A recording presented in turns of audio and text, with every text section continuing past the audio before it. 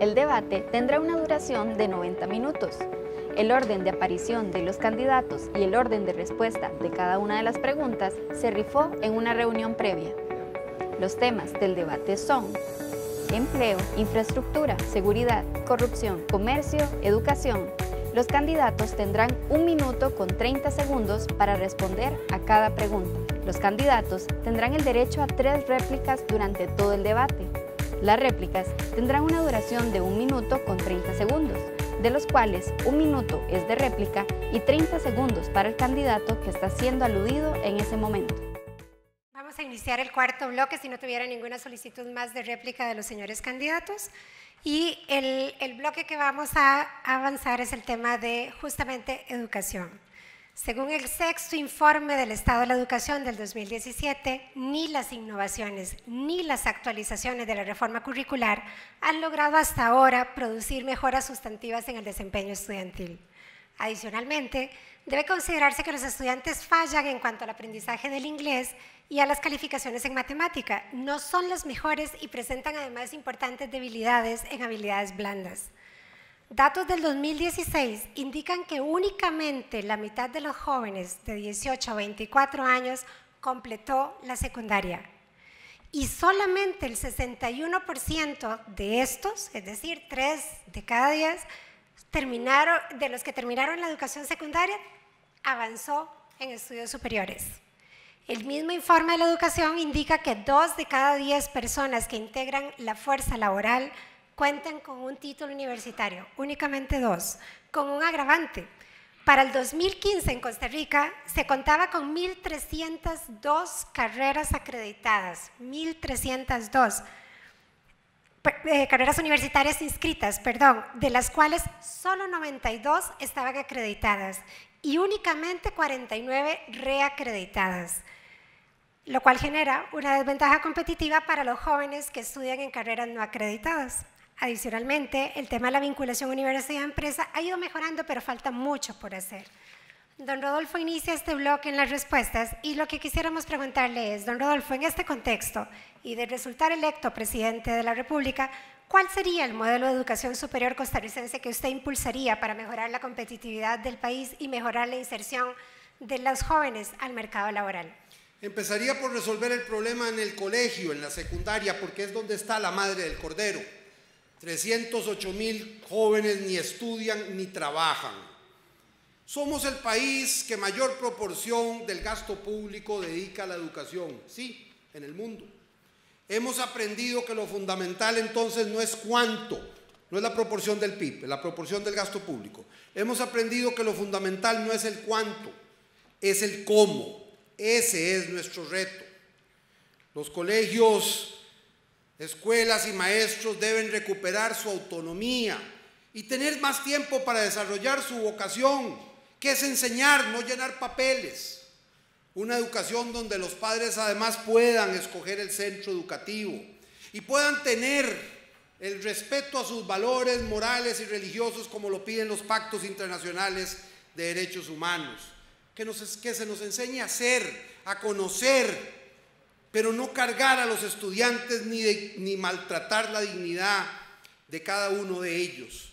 Queremos colegios con identidad propia, algunos con fútbol, otros con danza, otros con teatro, atletismo, literatura. Queremos un currículum básico y libertad para desarrollar prioridades en cada centro, como es el modelo finlandés. Necesitamos hacer además una campaña masiva para alfabetizar en inglés. 300,000 costarricenses debemos comprometernos, así como se hacían campañas de alfabetización. Gracias, don Rodolfo. Necesitamos también alfabetizar en inglés. Muchas gracias, don Rodolfo. Don Carlos Alvarado. Nos acercamos a una era donde la automatización y la inteligencia artificial va a ser cada vez más parte de nuestras vidas. Y lo que los humanos podamos contribuir va a tener que ver con nuestra formación, creatividad, capacidad de resolver problemas, capacidad de trabajar en equipo, afectividad. Y eso está altísimamente correlacionado con una mejora en nuestra educación. Nuestra educación es el principal músculo del país. Estamos ya por invertir el 8 puntos del PIB en educación. Es una cuarta parte de los empleados públicos, los que trabajan solo en el MEP, mayoritariamente educadores. Hay 6.000 centros de educación en todo el país. Ahí está la clave y la educación será la prioridad en mi gobierno, que no depende de leyes, no depende de más plata, sino de hacer uso eficiente y obtener resultados, reducir la deserción. El capital humano es nuestro principal recurso, la gente, lograr mejoras en la parte curricular, en las calificaciones de pruebas PISA, la calidad, trabajar con maestros, maestras, docentes y desde las comunidades para tener esta mejora. No es posible que nuestras aulas tienen problemas, como lo ha determinado el Estado de Educación, de ruido, de calor, de poca luz. Así no podemos elevar el nivel educativo de nuestros jóvenes. Esa será mi prioridad como gobernante. En el caso particular de las universidades deben, tanto público como privadas, pero particularmente las públicas, articularse con el sector productivo y el territorio, lo público, lo privado y la academia, ayudando a generar no solo crecimiento, producción y conocimiento. Gracias, don Carlos. Don Juan Diego, por favor. Aprender es el sentido de la vida. Nosotros entendemos que nuestro país dedica 8 puntos del PIB a la escolarización, no a la educación. Nosotros no tenemos un sistema educativo que integre a los padres de familia, a las municipalidades, a las empresas, a los negocios de la comunidad, para que desde pequeñitos los niños, las niñas entiendan cómo lo que están aprendiendo les sirve para producir, pero más que todo para ser libres, para ser felices y para ser sanos. Aquí hay algo muy importante y es quién está formando a nuestros maestros, quién está formando a nuestros profesores, qué calidad tiene la enseñanza universitaria de la pedagogía. Ahí es donde tenemos que poner mucho cuidado, empoderar a los maestros, equilibrar salarios entre maestros de primaria y profesores de secundaria, liberarlos de la burocracia y comprometerlos con las familias, con las comunidades, con las empresas, con los gobiernos locales, para que las escuelas se conviertan no solo en un centro de escolarización, sino en centros de aprendizaje y en centros de educación, para que esas aulas sean utilizadas no solo por esos niños, sino también por las personas que quieren seguir aprendiendo. Muchas gracias, don Juan Diego. Don Otto. La pregunta que nos hicieron es sobre el tema de la educación superior. ¿Qué vamos a hacer con la educación superior? La educación superior tenemos universidades del Estado y tenemos universidades privadas. Las universidades del Estado lamentablemente son como dinosaurios en el sentido de que les cuesta adaptar su oferta educativa a las demandas del mercado laboral. Y por otro lado, por su presencia en el Consejo de Educación Superior, en el CONESUB, le hace la vida imposible también a las universidades privadas que sí quieren ajustar su oferta educativa a la demanda del mercado laboral. Y entonces por eso tenemos universidades privadas que quisieran formar a nuestros jóvenes en las carreras de alta demanda en el mercado laboral, que no lo están pudiendo hacer. En mi gobierno eso se acaba. Vamos a cambiar la integración de CONESUB y vamos a facilitarle a las universidades privadas su operación, pero al mismo tiempo vamos a golpear en la mesa a las universidades del Estado.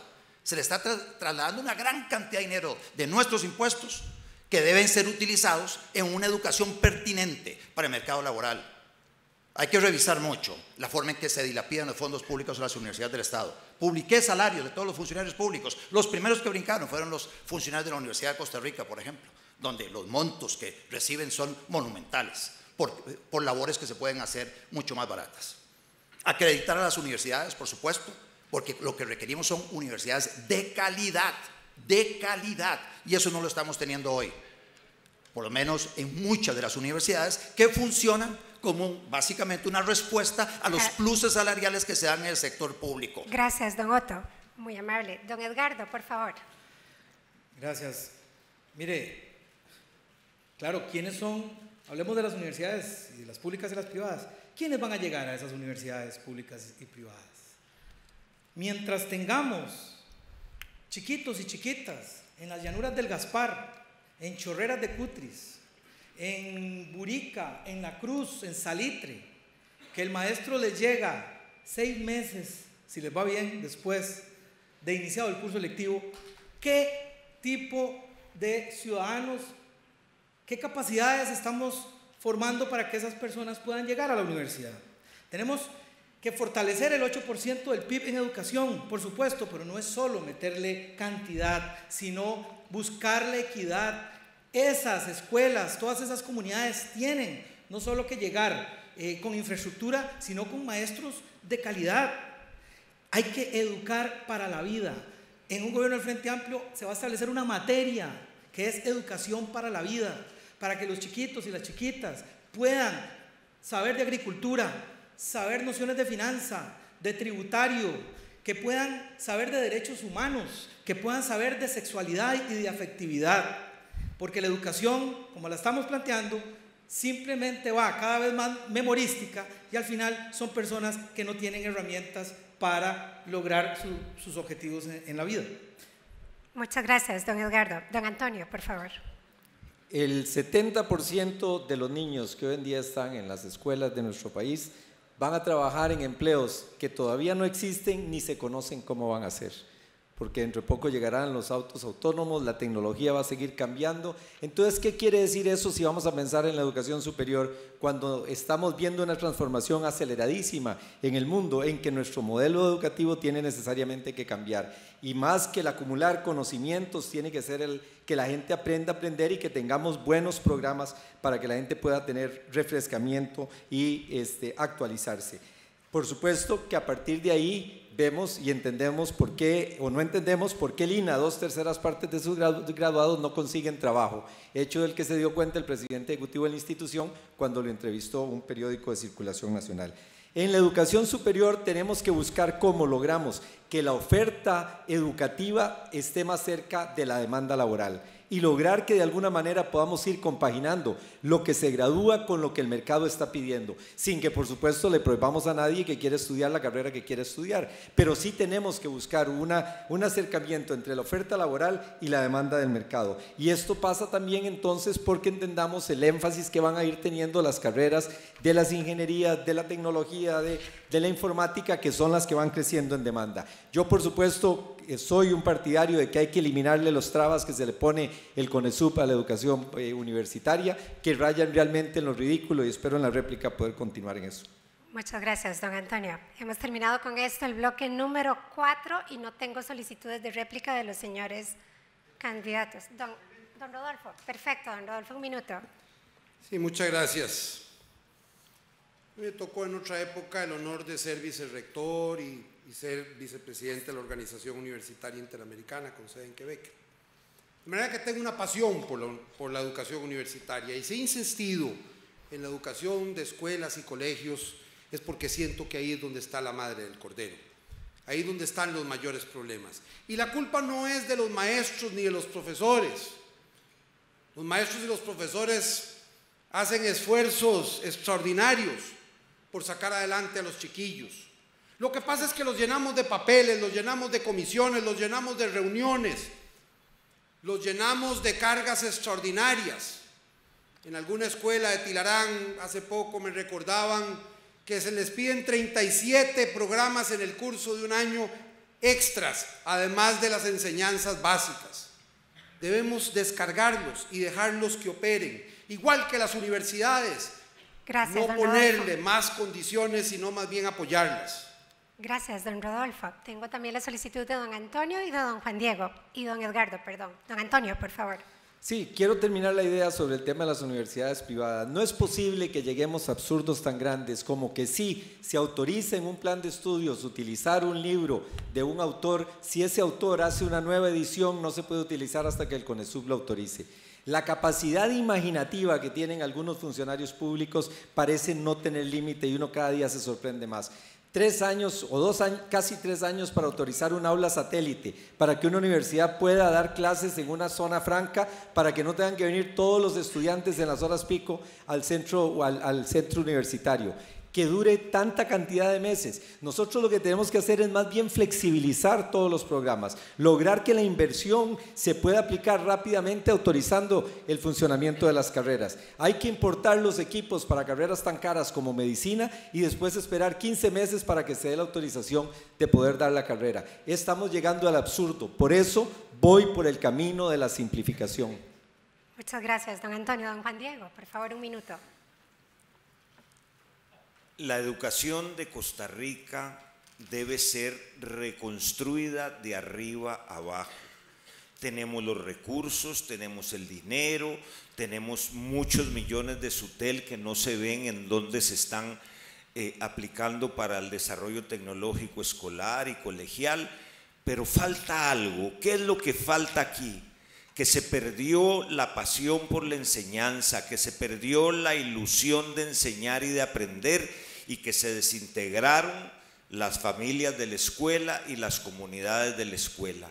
Es allí donde nosotros tenemos que poner cuidado y debemos reaprender, papás, alumnos y maestros, cambiando completamente el paradigma de la educación que tenemos, que es simple escolarización, cartón en primaria, cartón en secundaria, cartón en la universidad y después váyase a un call center a trabajar.